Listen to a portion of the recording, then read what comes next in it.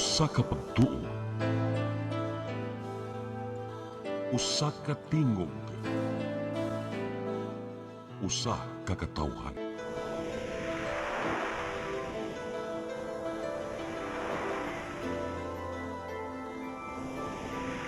Cebu Catholic Television Network.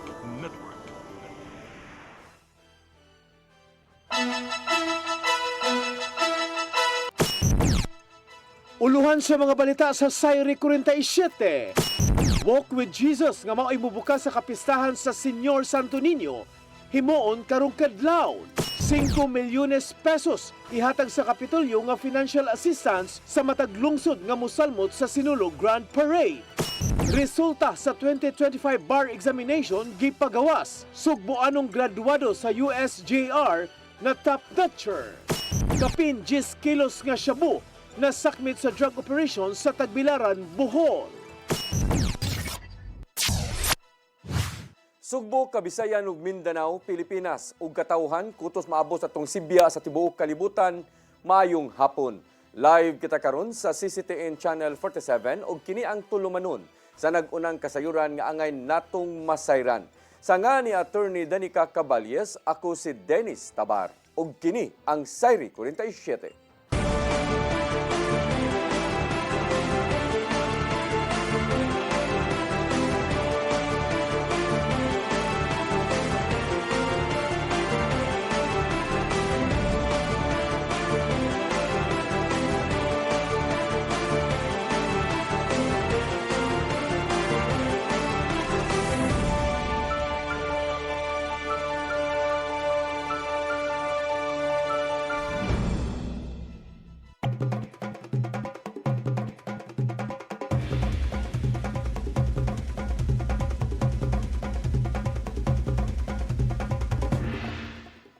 Ug karon sa kumpletong detalye sa atong mga balita, kaparian sa Basilica Minore del Santo Niño, 95% ng andam alang sa Walk with Jesus isip pagsugod na sa Novena Masses sa Pista Senyor. Dili mo minus 800,000 ka mga deboto ang gilaomang mag-abot atol sa unang adlaw sa kapistahan. Ang kasayuran ihatod ni Gian Navarro. Gamay na lang ang kuwang og hingpitang maandam sa mga kaparian sa Basilica Minore del Santo Niño de Cebu ang tanang mga kalihukan ning pagsugod sa 461st Fiesta Senyor ug mga adlaw. Sugdan kini sa penitential Walk with Jesus sa kadlaw na din gibanabana sa mga otoridad nga mabot sa 800,000 hangtod 1 ka milyon ka mga tawo ang musalmot gikan sa prosesyon hangtod na sa mga novena masses entero adlaw. Gibutyag sa media liaison sa Basilica nga si Father Jules Van Almeres nga 95% ng andam alang sa mong kalihukan. Diin gyatagan na karon og pagtagad ang clearing sulod sa Basilica. Gipangtawd na usab ang banderita sa palibot sa simbahan ug gipaymutang na ang entrance ug exit points aron kasudlan sa mga deboto. And we're also expecting mo lang gihapon nga number, if not no increasing sa gisulti ni RD ganihang ang mga doon natay mga calamities, no, mga earthquakes, mga baha, but I hope mo lang ni dili unta makapaapekto, no, sa pagdagsa sa mga tao gihapon on our celebration. Aron matagan og hugot ka seguridad sa palibot, i-deploy sa Cebu City Police Office ang moabot sa 1,500 ka mga personnel sa ruta ug sa simbahan. Kini aron kalikayan ang dakong kagubot ug magpabiling hapsay ang himuong prosesyon. Other government agencies na afford og atong mga volunteers, mga schools and universities. And for that, we'd like to assure a safe and orderly celebration of Sinulog. Tungod hindi painomduman sa kaparian sa Basilica ang mga deboto sa pagsulod gyud sa gitaganang entrance points aron mahapsay ang tanan. Kinahanglang mosunod sa saktong pamisti sa sinina sulod sa simbahan isip pagtahod sa kabalaanon sa mong kalihukan. Giyawag sa mga otoridad ang tanan nga likayan ang pagdala og mga dagkong backpacks aron mapaspas ang security inspection. Laing panawagan usab sa kaparian ngadto sa mga elected officials nga unta di paymuslan ang kapistahan ni Senyor Santo Niño aron mamulitika. There will be politicians siguro kanang makasakay pero partner mo gud sila sa Basilica. So, for example, no, in the city government, no, ang councilor nga in charge for peace and order and sa security sa religious side, no. So sila lang among gialaw kay that's courtesy man pod sa amo nila. Ian Navarro, CCTN News. Mandawi City Police Office mipahigayon og simulation exercise pagpangandam sa traslasyon. Kapin sa libo ka mga pulis o mga law enforcement agencies ang gipakatap atol sa traslasyon sa sunod semana. Ang kasayuran ihatod ni Mary Rose Sagarino. Gikan sa boundary sa syudad sa Sugbo ug dakbayan sa Mandawi, sa ino data sa barangay Subang Dako kung asa dawaton ang mga imahe ni Senyor Santo Niño atol sa traslasyon sunod semana. Gipahigayon ang simulation exercise sa Mandawi City Police Office pagpangandam alang sa kalihukan nga kabahin sa Fiesta Senior. Kuyog sa MCPO ang sakop sa Bureau of Fire and Protection, Philippine Army, Traffic Enforcement Agency of Mandawi Conteam ug City Disaster Risk Reduction and Management Office paingon sa National Shrine of St. Joseph diin mo bisita og usa ka gabii ang mga imahen sa Sagrada Familia, lakip ang Balaang Bata, Birhen sa Guadalupe ug Senyor San Jose. Gibanabanang mulungtad og 15 ngadto sa 20 minutos ang motorkada. Lakip sa gisusi atol sa simulation exercise ang daan kung adunay guba, mga nagbabag o mga nagbitay nga wire. So far so good. Wala may nakitang mga kwan, mga except for some mga basura, ito na mga naka-park ito na vehicle na clamp gani actually sa mga atong team. So those are the things, but on the day before will ensure na clear ang area, clear ang kalsada so that smooth ang pag-abot sa or pag-agi sa atong Gihangyo usab ang koordinasyon sa mga deboto aron hapsay nga mapahigayon ang motorkada. yung isa sa mga pakiusap sa kanang katawan nga na ay policy dito nga di ang convoy atong ikuan ang iyang integrity. Kay dapat kung napulo lang kasakyanan ang dapat nakakil. So that dili maimpede ang convoy. Moabot sa kapinlibo ka mga pulis o law enforcement agencies, ingon man mga tanod o criminology students ang ipakatap atol sa traslasyon. Mary Rose Sagarino, CCTN News. First Mactan Mandawi Bridge ug pipila ka mga dan sa Lapu-Lapu City kasabtangang sirad-an atol sa traslasyon gikan sa Mandawi City paingon sa Lapu-Lapu City karong Enero 16. Ang kasayuran ihatod ni Crystal Joy Filerca. Temporaryong siradaan ang First Mactan Mandawi Bridge karong Enero 16 alang sa ipahigayon nga traslasyon subay sa 461st Fiesta Senior. Ang imahin sa Balaang Bata nga gikan sa National Shrine of St. Joseph sa Mandawi City dalon sa Nuestra Señora de Regla Parish sa Lapu-Lapu City sa alas 6 sa buntag paghuman sa send-off mass. Maong sirad-an una gikan sa alas 6:30 sa buntag hangtod na sa alas 8:30 sa buntag ang mong taytayan nga agian sa Balaang Bata. Giauhag sa City Traffic Management System ang mga motorista nga adto lang una moagi sa Marcelo Fernan Bridge. Sirad-an usab ang pipila ka mga dalan sa dakbayan sa Lapu-Lapu nga agianan padung sa simbahan. Karong tuiga adunay gipatuman nga kausaban kung diin ang imahe ni Senyor Santo Niño matug na sa Nuestra Señora de Regla Parish. Ug alas 4 sa kadlawon sa Enero 17, adunay ipahigayon nga send-off mass ug isunod ang procession padung sa Naval Forces Central kung asa manukad ang fluvial procession. Sa maong adlaw usab, sirad-an una ang pipila ka mga dalan gikan sa simbahan paingon sa Naval Forces Central. Maong giauhag sa City MS ang mga motorista sa paggamit una sa mga alternative route, ilabi na kadtong padung sa lungsod sa Cordova. Crystal Joy Filerca, CCTN News.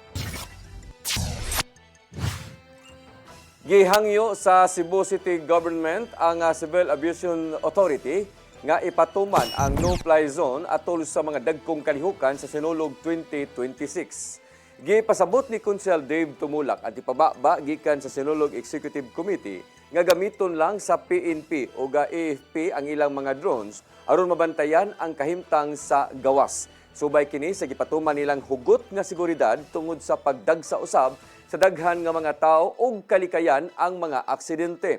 Sakmiton sa mga otoridad ang mga drones nga wa gitugot sa paggamit. Mao nga kinahanglanon ang clearance gikan sa kaap aron tugutan nga maggamit niini ang ilang pagkuha sa aerial shots. Gideklarar sa Cebu City Council ang transport emergency tungod sa kalisod nga naangkon sa mga commuters panahon nga adunay mga dagkong kalihukan. Natribukar atol sa regular session sa ang kalisod sa pagpangita og kasakyan sa gawas niadtong nakalabay lang nga holiday season.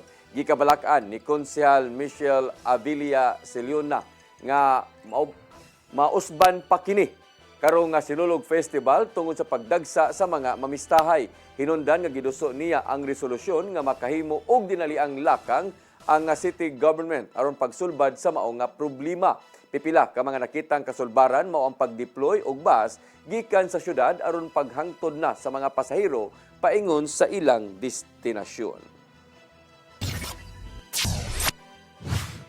Gipatuman na sa Department of Health dinhi sa Region 7 ang Code White Alert nga status sa mga tambalanan subay na sa pagsugod sa mga kalihukan sa kapistahan ni Senior Santo Niño. Kini aron maandam na ang tanan nga mga health personnel nga mga kahimanan ug uban pang pasilidad alang sa paspas nga pagresponde sa mga adunay gipamati sa lawas. Ipabutang sa managlahing health stations sud sa ruta sa prosesyon ug parada ang medical teams aron muhatag og basic nga first aid hangtod sa emergency care alang na sa mga adunay gipamating balatian. Naka-standby na usab ang mga ambulansya ug mga health emergency response team aron daling maatiman ang mga adunay insidente atol sa selebrasyon. Andam na usab ang upat ka mga tambalanan sa Department of Health dinhi sa Sugbo ug uban pang mga private health facilities aron pag-accommodate sa posibleng pagdagsa usab sa mga pasyente.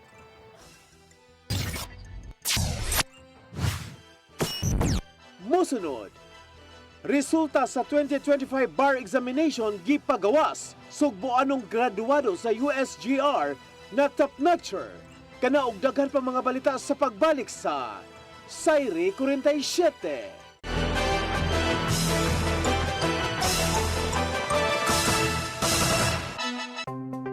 Discover the beauty of the Philippines.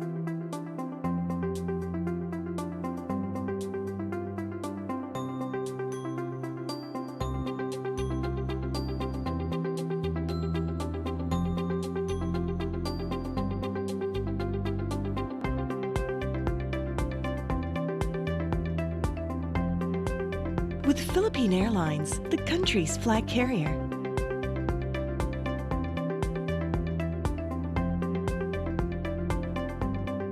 The airline that lets you feel the warmth of the nation.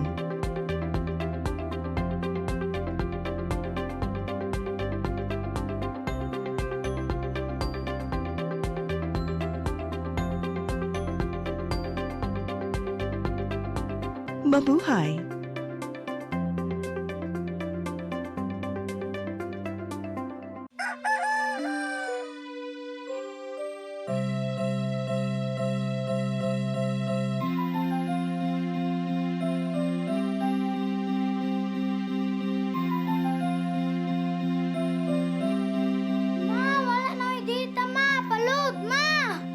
Sorry ma'am, na-late ko. Nangita pa mong gugo para internet sa kong anak ma'am. Ay, wala na yung problema. Pag Sinisibu! Sinisibu, Sinisibu. For your internet connection And for the signal of your cable TV. so fast and straight, the transmission to your home. Sinisibu! Sinisibu, Sinisibu. Offers you to have fiber optics. For your viewing experience, perfect and clear so far. So great and affordable for you to enjoy. Sinisibu. Sinisibu Television Network Incorporated offers fiber to the home broadband internet. Bundled with fiber to the home, cable TV connection. Cine Cebu Television Network Incorporated, with its operation in Metro Cebu and the whole province of Cebu soon. And affordable for you to enjoy. Cine Cebu. Problema mo ba ang mahinang internet connection at malabong cable TV reception? Huwag mo nang problemahin yan dahil nandito na ang Phil Products. Ang Phil Products ay nag-o-offer ng internet bundle. May internet ka na, may cable TV ka pa. Garantisadong mabilis ang iyong internet connection at malinaw ang iyong cable TV reception. At hindi lang yan, meron silang mga branches sa Calbayog City, located at Bernatis Compound, Barangay Kapuukan, Calbayog City. Contact number 0917-320-5871 or 0998-989-6088. Follow and like their Facebook page, Phil Products Calbayog, San Jorge Office, located at Maharlika Highway, Barangay Mancol, San Jorge, Samar. Contact number 0936-047-0263. Catbalogan City Office, located at Taft Avenue, City Proper, Catbalogan City. Contact number 0917-322-2604. And Northern Samar Office, located at door number 3, Narcisa Sual Building, near Hunarton Gasoline Station, Barangay Kinabranan, Allen, Northern Samar. Contact number 0927-164-8695. Phil Products Service Television Incorporated.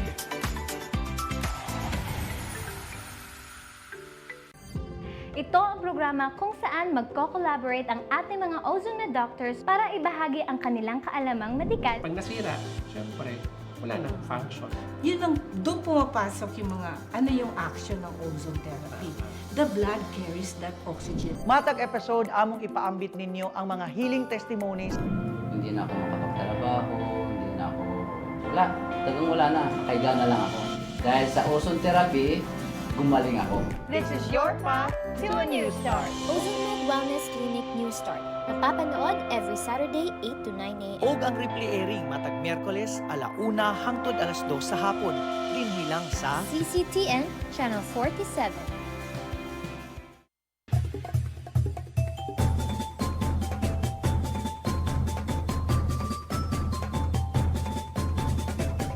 Welcome sa atong kasaulugan sa 2026 Sinulog Festival. So again, hinaot pa nga hapsay, malinawon o malipayon ang atong pagsaulog sa atong Sinulog 2026 o maminos-minusan ang losses nato sa atong mga taxes nga ihatag sa gobyerno. Gipangawat lamang niya ng mga maolali, mga take advantage sa ilang mga gihuptan ng mga posisyon. Again, to all the visitors, karon sa Cebu, Viva Pit Senior!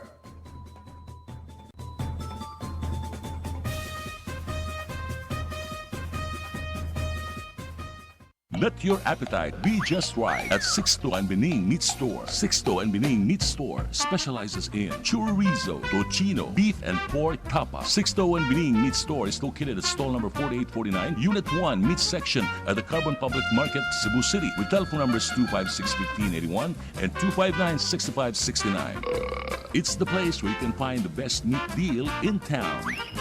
Buying your fresh meat at a low price? Come to Sixto and Bening Meat Store.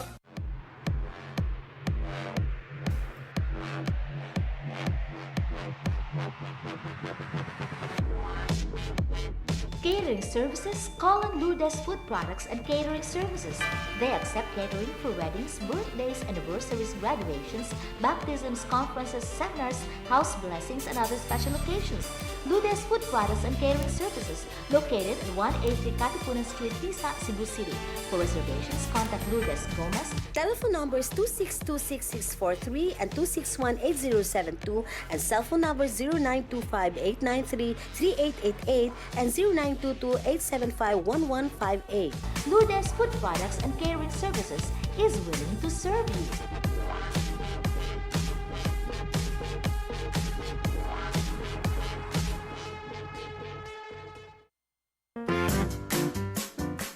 In the heart of Cebu lies an ideal place for the people on the go.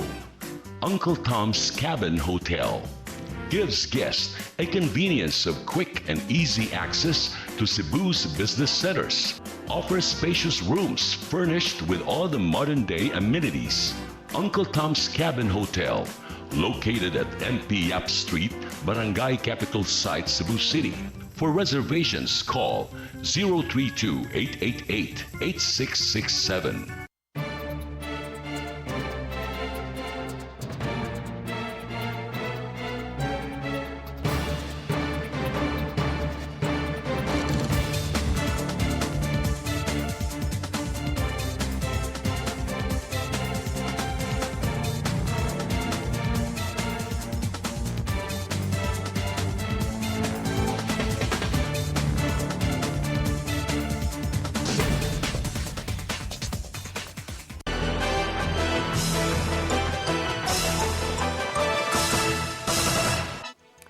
Balik sa ato mga balita, Kapitolyo muhatag og hangtod 5 milyones ka pesos nga financial assistance sa kalungsuran nga mosalbot sa Sinulog Grand Parade. Samtang mudunit usab sila og 10 milyones ka pesos nga abag ngadto sa Sinulog Foundation. Ang kasayuran ihatod ni Gian Navarro.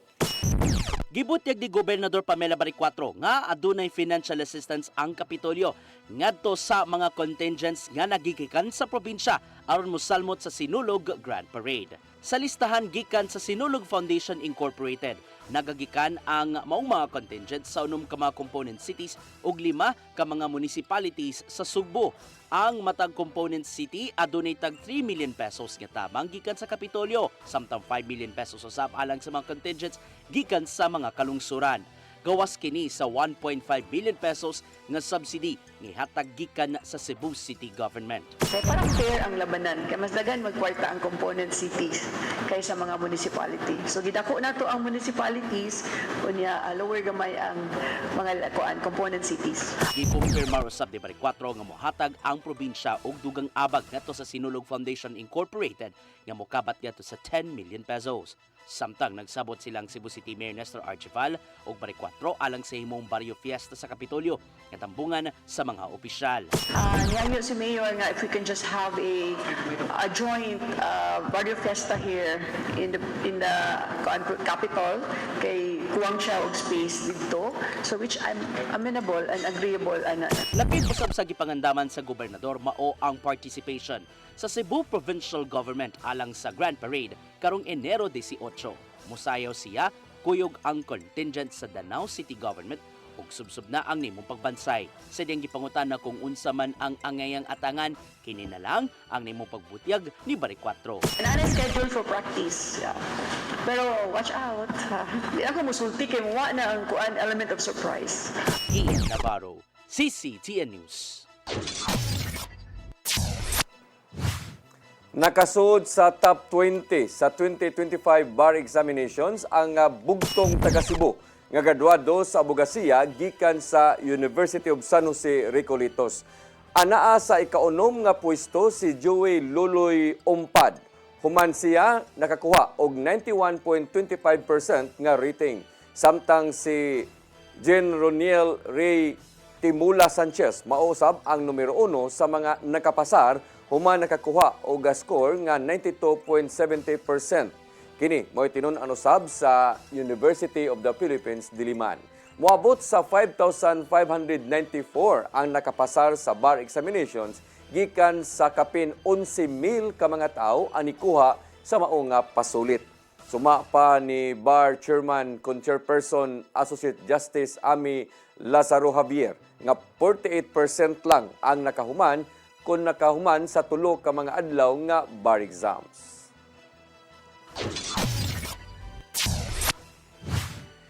Krimen sa Central Visayas mikunhod ngadto sa 28.18% sa tibuok 2025 itandi sa 2024. Police Regional Office 7 kun PRO7 nakakuha og labing ubos nga crime volume sa tibuok Pilipinas ug gipasidunggan didto sa Campo Crame. Ang kasayuran ihatod ni Arnold Bustamante. Gipasigar mo sa Police Regional Office 7 ang dako nga pagkunhod sa tanang 8 focus crime sa Tibok Central Visayas sa Tibok 2025 itandi sa susamang period sa 2024. Sa datos sa Kipahibaw sa Piero 7, nakatala sila og 28.18% nga pagkunhod sa krimen sa Tibok Region 7. Sa 2025, din miubos kini og 942 ka mga insidente kung itandi sa 2024. Gikan sa Enero 1, 2025 ngadto na sa Disyembre 31, 2025, makita ang pag-ubos sa criminal activity sa Tibok Central Visayas kini sama sa kaso sa kawat nga may nag-una nga krimen nga nahitabo diin na mikunhod kini og 420 ka mga insidente kung 32.14% gikan sa 1,307 ka kaso sa 2024. Sa kaso sa robbery nakatala ang kapulisan og 152 ka mga insidente din 41.53%. Ang pagkunhod 22.08% sa physical injury kun miubos kini ngadto sa 174 ka mga insidente. Ang rape nga kaso miubos usab ngadto sa 122 ka insidente kon 23.55%. Sa kaso usab sa murder, ang kapulisan nakatala o pag-ubos ngadto na sa 46 ka mga insidente o 20.63% gikan sa 223 sa 2024. Homicide, nakarecord sila o 49 ka mga insidente, itandi sa 41 sa 2024. Samtang sa kaso usab sa karnaping sa motor vehicle, miubos kini ngadto sa 57.14% ug motorcycle karnaping ngadto na sa 31.40%. Kini sumay sa kaepektibong ilang pagtutok sa anti-karnaping operations. Gitumbok sa Piero 7 ang hinungdan sa pag-ubos sa 8 focus crimes sa Tibok Region 7 sa 2025. Subay sa kipatuman nga operational formula ni Police Brigadier General Rodrigo Maranan, ang hepe sa kapulisan sa Central Visayas nga mao ang intelligence-driven operations, panayon nga police visibility, interagency coordination ug ang lig-on nga pakigalayon sa komunidad. Mato ni Maranan nga sa Tibok Police Regional Office Tibok Pilipinas, sila ang dunay labing taas nga pag-ubos sa crime volume sa 2025. Gani nakadawat sila og pasidungog sa Campo Crame. Kaya dako sila og natampo sa 12.4% nga pag-ubos usab sa crime volume lukop nasod. Yes, the 28.70% of reduction of 8 focus crime in Central Visayas is a great contributor or contribution doon sa 12% na ibinaba nationwide. As a matter of fact, the Police Regional Office 7 was commended by no less than the Chief PNP during the visit of House Speaker D in Camp Crame, and we were cited as the region who has recorded the highest number of reduction nationwide comparing all the other regional offices and all the other regions nationwide. Tayo yung may pinaka mataas na pagbaba ng 8 focus crimes nationwide. Paniguro ni Maranan nga masustindaran nila kini sa 2026 ilabi na nga nakalatag na ang ilang mga programa ug ilang gipatuman nga formula aron nga magpabilin nga malinawon, hapsay ug luwas ang mga mulupyo sa Central Visayas. Ning nakaroon na ang mga kalihukan sa Fiesta Senior ug Sinulog Festival, gitinguha sa kapulisan nga ubos ang krimen nga mahitabo tungod sa kadaghan sa mga pulis ang gipakatap na sa kadalanan. Arnold Bustamante, CCT News. Land Transportation Office dinhi sa Region 7 may patawag sa kapitan sa Barangay Basak, Syudad sa Mandawi nga nakalapas sa lagda sa trapiko. Kapitan anda mo atubang taliwa sa mao nga salaod. Samtang LTO may pahamtang una og preventive suspension sa lisensya sa maong kapitan sud sa 90 ka adlaw. Ang kasayuran ihatod ni Mary Rose Sagarino. Gitugan ni Kapitan Felipe Diano sa Barangay Basak nga nakadawat siya og showcause order gikan sa Land Transportation Office 7. Sa statement nga gipada sa LTO 7, gipatawag nila si Diano ingon man ang pagsuspenso sa iyang lisensya og 90 ka adlaw. Ang lakang subay sa nag-viral nga video nga na-post ni atong Lunes sa highway sa Barangay Basak, diin si Diano samtang nag-drive sa iyang motorsiklo ang nakitang wala mag-helmet og milabang nga naka-red light pa. Gimanduan ang kapitan nga motunga og mopasabot sa iyang bahin ngadto sa LTO 7 Operations Division sa N. Bacalso Avenue sa siyudad sa Sugbo karong Biyernes. Matod pa sa ahensya nga kinikabahin sa striktong pagpatuman sa lagda sa trapiko ug ang mga public official ang gilauman nga mahimong ehemplo sa pagsunod sa balaod. Sa iyang bahin, matod sa kapitan nga andam siyang moatubang sa LTO. Gipasabot ni Diano nga adunay nahitabong sunog sa iyang bay ug sa pagdali-dali wala na makasulob og helmet. Ilam sa taon na, ilam ng departamento, ha? Kuan, tumanon sa nato. Kung sa ilang, kuan, sa ilang buhat ko tumanon dito. Kaysa ako magdunante, ha? Kay dili biya ito nga, kanang nagsurusuroy lang ta, emerhensya ba ito paghitabo. Matod pa niini nga sa pila ka tuig niyang nahimong opisyal sa barangay, so kaniadtong tuig 1994, mao pa lang kini ang unang higayon nga siya wala makasulub og helmet. Matod pa ni Diano nga kanunay siyang nakasulob og uniform nga adunay pangan og iyang posisyon, hilabi na matag Lunes sa ilang regular session. Aduna usab siya ipagpasabot kabahin sa paglabang nga naka-red light pa. Pwede na mula host. Pero dili ka, mula sa grade na dili. Gawas og mo kuan ang enforcer. Kaya naman sila taon. Enforcer mo yun. Ang enforcer mo Kagahapon, nibayad usab si Diano sa buhatan sa Traffic Enforcement Agency of Mandawi Kuntim sa iyang nahimong traffic violation. Mary Rose Sagarino, CCTN News. Lapu-Lapu City Treasurer's Office nakakolekta og 1.2 billion pesos nga business tax sa tuig 2025. Gitinguha sa maong buhatan nga makakolekta usab og maong kantidad karong nga tuiga. Ang kasayuran ihatod ni Crystal Joy Filerca. Sa tuig 2025, nakakolekta ang Lapu-Lapu City Treasurer's Office og 1.2 billion pesos nga business tax. Maong karong tuiga, mato-declare Cabalda ang City Treasurer, nagitinguha nila nga makakolekta og susama o mas labaw pa sa maong kantidad.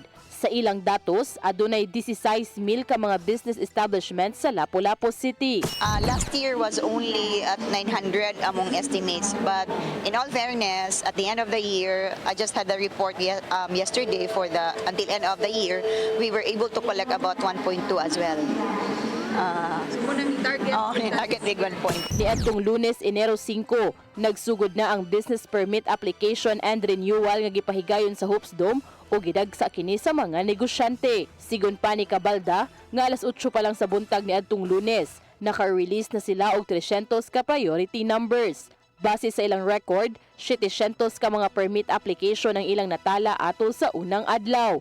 Samtang nagpatuman usab sila og bagong sistema sa pagkuha og business permit karong tuiga.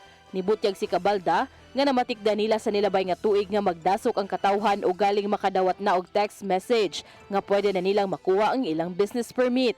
Maong karong tuiga, kini mao nahimo nilang solusyon aron nga mahimong hapsay ang proseso.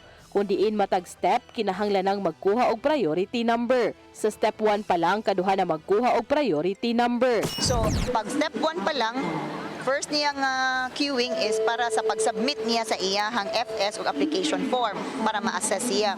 After that, maghuwat siya nga textan siya nga assessment is now ready for release.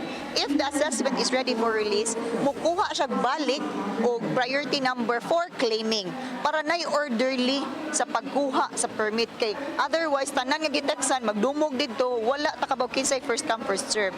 So naay orderly. Para sa step 2 nga mao na ang pagbayad, laing priority number na usab ang kuhaon. Ug sa step 3, kaduha usab ang pagkuha og priority number. Alang sa pagpasa sa mga dokumento ug kung makadawat na og text message nga pwede nang makuha ang ilang permit, laing priority number na usab ang kuhaon. Crystal Joy Filerca, CCTN News. Musunod, kapin 10 kilos nga shabu nasakmit sa drug operation sa Tagbilaran, Bohol. Kana og daghan pa mga balita sa pagbalik sa Sayre 47.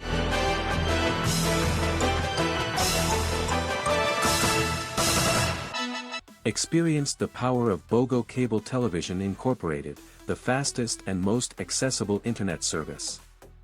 Stay connected anytime. Lightning fast speeds for seamless streaming, gaming, and browsing. That's why we're proud to offer BOGO Cable TV, the fastest and most reliable internet service designed to meet the needs of everyone. Perfect for work and business.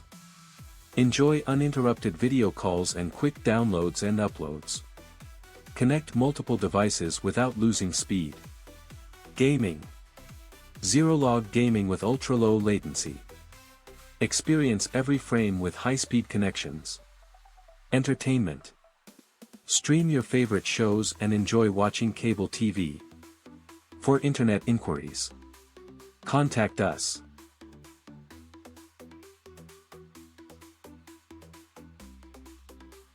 BOGO Cable TV Inc. Better service.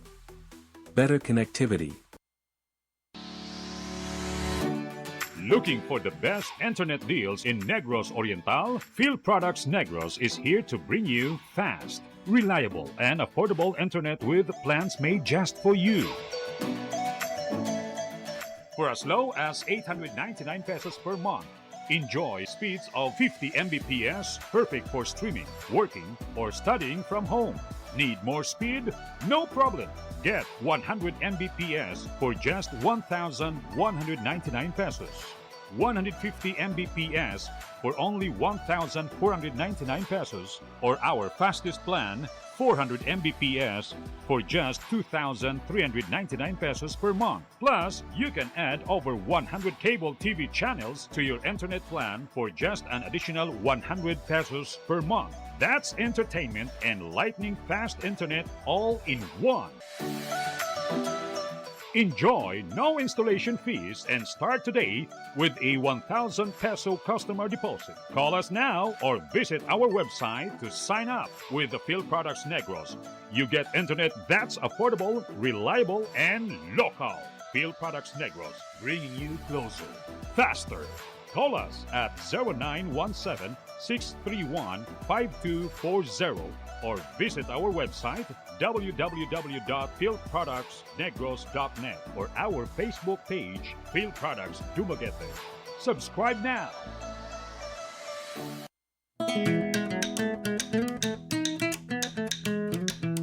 Looking for reliable and affordable internet and cable TV services in Ozamis? Say hello to Phil Products Service TV Incorporated, your trusted partner in entertainment and connectivity. At Phil Products, we bring you the best of both worlds, fast, seamless internet for work, study, and play, and a wide range of cable TV channels for non-stop entertainment. Stream, surf, and connect with speeds you can rely on. Experience the joy of hassle-free internet, perfect for gaming, streaming, and video calls. Love TV? We've got you covered. From the latest news and sports to your favorite series and movies, our cable TV service offers channels for everyone in the family. We also serve at Tudela Misamis Occidental with Majesty Cable and Oroquita City with Phil Products Oroquita. What are you waiting for? Avail now. Celebrate Sinulog Festival 2026 with Chilen Chicharon. Craving that ultimate fiesta crunch? Message us on our Facebook page now for your favorite Chilen Chicharon. Pit Señor!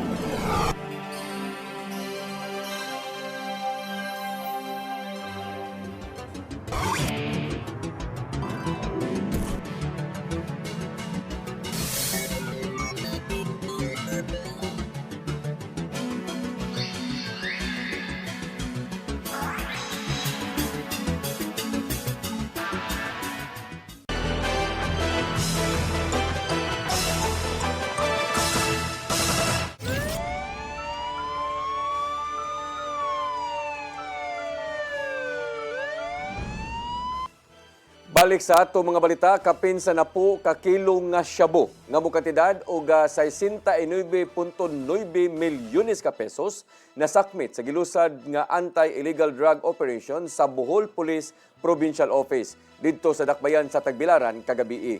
Ang mao nga illegal nga drogas gikan pa sa Muntinlupa sa Kauluhan o gibiyahe paingon sa Bohol. Ang kasayuran ihatod ni Arnold Bustamante. Mabot nga to sa 69.9 million pesos nga balor sa illegal nga droga sa nasakmit sa mga sakop sa Provincial Intelligence Unit sa Bohol Police Provincial Office atol sa gilusad nga bypass operation alas 11:06 sa gabi dito sa Purok 2, Barangay Dampas, Dakbayan sa Tagbilaran. Atol sa anti-illegal drug operation na nakparusab nila ang ilang target na sila nga Felix Galiugo, 39 anyos driver, taga Purok 4, Barangay Kamnanico, Valencia, Bohol, o si Leonie Lambuson, 47 anyos, taga GK Sisyon, Magdaong Drive, Poblasyon Muntinlupa, City Metro Manila. Ang mga personel sa PIU na kadabatong report nga doon inabot nga nakang supply sa illegal nga druga sa Tagbilaran nga may hinungdan nga milusad silang intelligence monitoring sulod sa 3 ka semana. Umigawas ang pangalan sa mga mga suspitsado human makuha ang tanang impormasyon giplano dayon ng bypass operation sa pagpangulo ni Police Lieutenant Colonel Jomar Pomarejos, hepe sa PIU uban sa PDEU sa pagpangulo ni Lieutenant Nobel Padernal.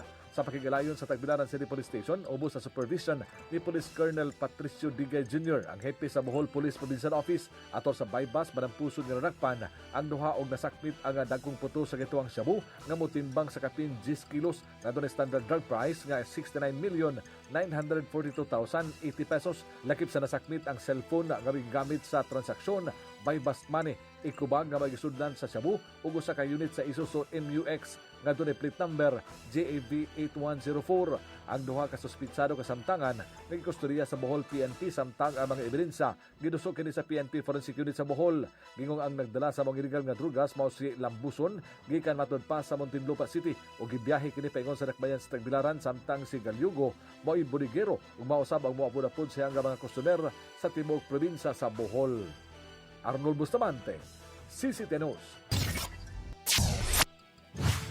Dulan 2,900 ka mga residente ang namakwit sa evacuation center sa Albay gumikan sa posibleng pag-ulbo sa Mayon Volcano.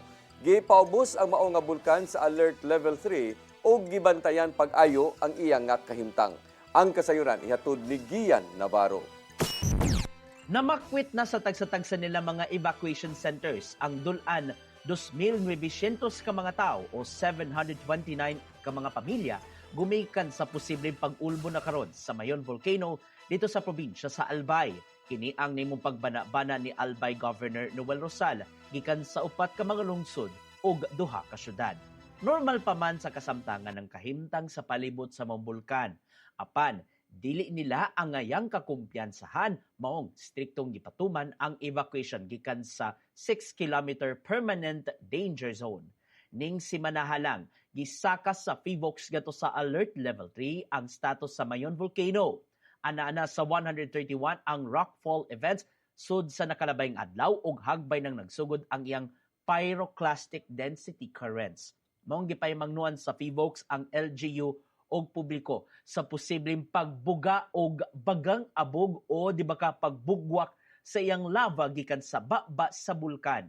Maong kinanglanon ni Governor Rosal ang relief goods ug ubang mga nag-unang panginahanglanon nga mahatag ngadto sa mga residente kini aron adunay magamit sud sa pipila ka buwan nga paghiklin. Dugang pa sa gobernador nga maayo sab ang ilang coordination ngadto sa SIGCA LGUs ug mga ahensya sa gobyerno sama na lang sa DSWD aron matabangan kadtong mga apektadong nanimoyo. Gipatumanusab ang health and sanitation measures sulod sa ilang evacuation centers. Subay na sa pagbantay sa kahimtang sa panglawas sa tanang mga namakwit. Gian Navarro, CCTN News. Mao kadtong naglangkob sa atong mga balita sa Sayri 47 sanga ni Attorney Danica Caballes hangtod ugma ako si Dennis Tabar. Hangtod ugma dinigyapon sa inyong paboritong tulumanon Sayri 47.